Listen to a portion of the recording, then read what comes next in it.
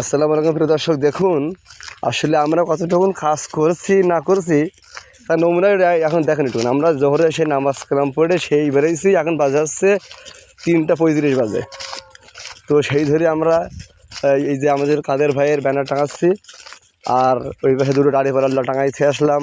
আমি, আলী, মোহাম্মদ ফয়সাল আছে ওই পাশে 3জন, এবং আর একটা টাঙালে আমাদের হয়ে যায়। এই যে আমাদের খাওয়া দাওয়া পর্যন্ত অনেকটা উঠে গেছে ওটা অবস্থায়, মনে আনন্দের জন্য যে আমরা ইনশাল্লাহ ক্ষমতায় যাবো, এই আনন্দই। আর তাছাড়া আর এমনি কিছু না। আর এই একমাত্র এই কাজ করছে শুধু আল্লাহকে খুশি করার জন্য, যে যদি ইনসাফ প্রতিষ্ঠিত করতে পারি তাহলে এই সমাজের মানুষ আমরা সবাই মিলে একসাথে শান্তিভাবে বসবাস করতে পারবো, তাছাড়া আর কিছুই না।